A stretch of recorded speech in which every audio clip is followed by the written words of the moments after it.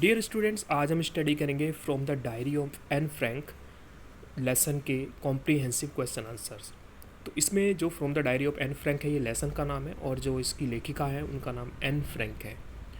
तो नीचे आपको एक पैराग्राफ दिख रहा होगा, इस पैराग्राफ को पढ़ करके नीचे जो क्वेश्चंस लिखे हुए हैं इन क्वेश्चंस के आंसर आपको लिखने हैं। तो सबसे पहले हम इस लेसन की बात करते हैं। From the diary of Anne Frank का मतलब होता है एन फ्रैंक की डायरी से। फिर डायरी का नाम आपने बहुत सुना होगा, डायरी आपके घर में भी होगी, आप उसमें हिसाब किताब जो भी है वो सब लिख देते हैं। तो ये उस डायरी की बात नहीं हो रही है, ये बात हो रही है एक ऐसी डायरी की जिसमें कोई व्यक्ति अपने विचारों को, अपने अनुभवों को और अपने नए नए जो उसको आइडियाज़ आते हैं, थॉट्स आते हैं, तो कोई कुछ व्यक्ति ऐसे होते हैं उनको वे अपने आइडियाज़ और जो थॉट्स होते हैं उनको वे डायरी में लिख देते हैं। तो उस इस तरह के लेखन को, इस तरह की राइटिंग को हम बोलते हैं डायरी राइटिंग। तो इसमें एन फ्रैंक ने अपनी डायरी राइटिंग लिखी थी। एन फ्रैंक के बारे में आपने पढ़ा होगा। एन फ्रैंक के बारे में जब मैंने पिछली बार पढ़ाया था तो आपको बताया था कि एक एन फ्रैंक ज्यूइश लड़की है, यहूदी लड़की है, और क्रिश्चियन लोग उसको मारने पे तुले हुए हैं क्योंकि जर्मनी का जो चांसलर है, जो वहाँ का शासक है, वो वहाँ पे वो क्रिश्चियन लोगों के बिल्कुल ख़िलाफ़ है, यहूदी लोगों के, और यहूदी लोगों को चुन चुन के मारता है। तो अब देखिए, यहूदी लड़की को अपनी जान भी बचानी है, तो उसका जो परिवार है वो बचते रहते हैं, कभी कहीं भाग जाते हैं, कभी कहीं भाग जाते हैं, लेकिन अंत में उनको ढूंढ ढूंढ के मार दिया जाता है। अंत में एन फ्रैंक को भी मार दिया जाता है। जब उसको मारा जाता है लगभग वो 16 से 17 साल की उम्र में थी।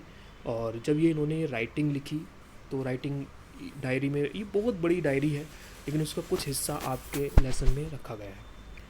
तो जब वे 13 से 14 साल की थी तब उन्होंने इतनी अच्छे से इतनी बड़ी डायरी लिखी, और आप जब इसको पढ़ेंगे तो आपको पता चल जाएगा कि कितनी ब्रिलियंट लड़की थी वो, कि किस प्रकार से वो लिख सकती थी।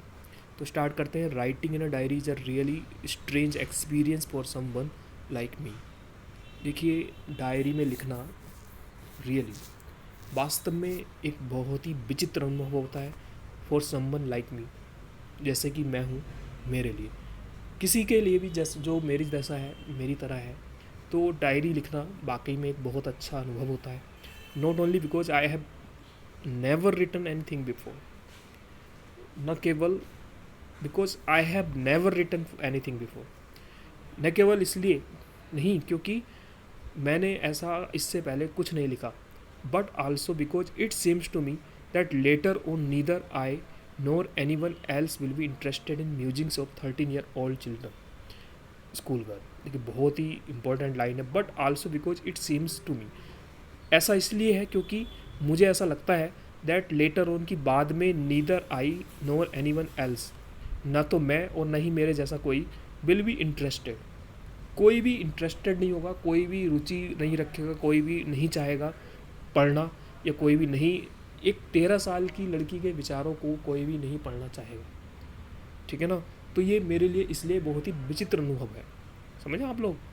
इसमें कहने का मतलब ये है कि 13 साल की लड़की, कोई लड़की है, तो उसके विचारों को कौन पढ़ना चाहेगा? एक बच्ची है तो उसके विचारों को तो कोई भी नहीं पढ़ना चाहेगा। तो इसलिए वो इसमें कहना चाहती है कि ये मेरे लिए बड़ा ही विचित्र अनुभव है।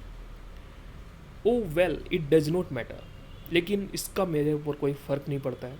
आई फील लाइक राइटिंग, मुझे लिखने में जब मैं लिखती हूँ तो मुझे महसूस होता है that and I have even greater need to get all kinds of things off my chest.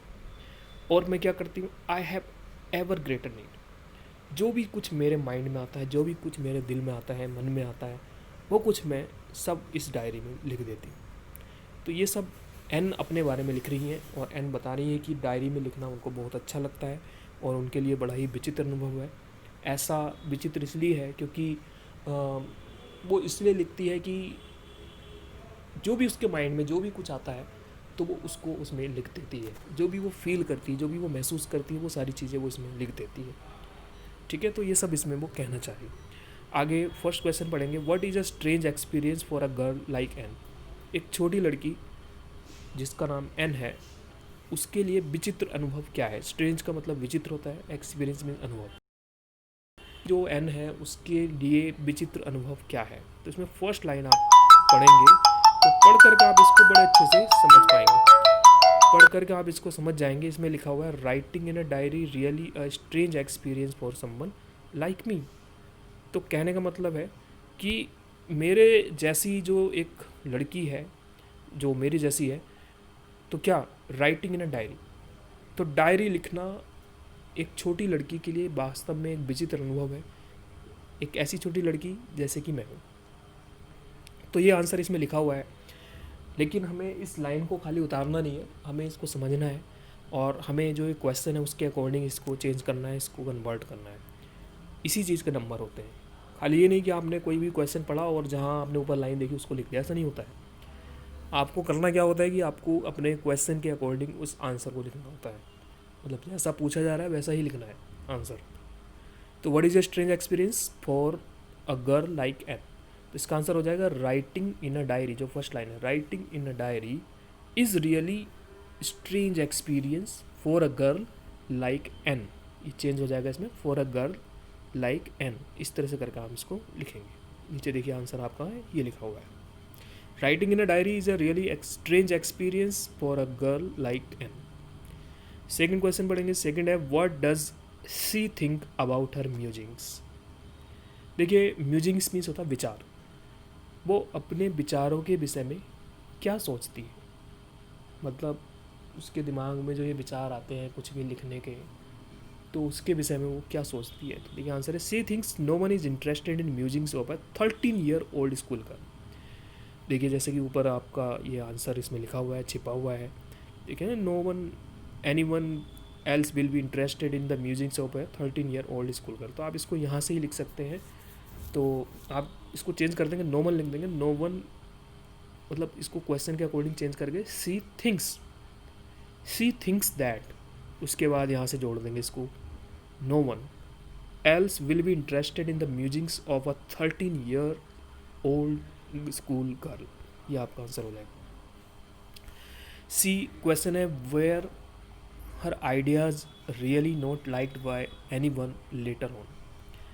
तो इसमें पूछा जा रहा है क्या जो उसके विचार थे बाद में लोगों के द्वारा नहीं पसंद किए गए। तो आपको आंसर पता है इसमें, no her ideas were liked by a large number of readers. ऐसा नहीं है, लगभग बहुत बड़ी संख्या में लोगों ने उसके विचारों को पसंद किया, ठीक है ना। तो वो अपने बारे में सही नहीं सोचती थी, अपने बारे में थोड़ा गलत सोचती थी, उसको लगता था कि एक 13 साल की लड़की के बारे में कौन पढ़ेगा। लेकिन इसमें क्वेश्चन पूछा जा रहा है कि क्या उस बाद में जब वो उसकी डेथ हो जाती है लोग उसको पढ़ते हैं, तो क्या लोगों ने उसको पसंद किया, ये बताना है। तो लोगों ने बहुत बड़ी संख्या में लोगों ने उसको पसंद किया था। लास्ट क्वेश्चन है हु इज़ द नरेटर। इसमें नरेटर कौन है। देखिए नरेटर मीन्स होता है जो इसमें अपनी कहानी सुना रहा है, तो नरेटर आपको पता चल गया होगा कौन है। तो नरेटर इसमें है एन, तो आंसर हमारा यहीं से लिख देंगे, Anne Frank is the narrator of this passage, ठीक है। Anne Frank is the narrator, ये आंसर भी बिल्कुल ठीक है। आप अगर चाहे तो 2-3 शब्दों में लिख सकते हैं, Anne Frank is the narrator, ये भी ठीक है। आप ये भी लिख सकते हैं, Anne Frank is the narrator of this passage, ये भी ठीक है। तो आप इसको इसके हिसाब से अपना आंसर सारा तैयार करेंगे। उम्मीद है कि आपको ये समझ में आ गया होगा। आप अपनी कॉपी में भी कर्सिव राइटिंग में लिखेंगे। Thank you.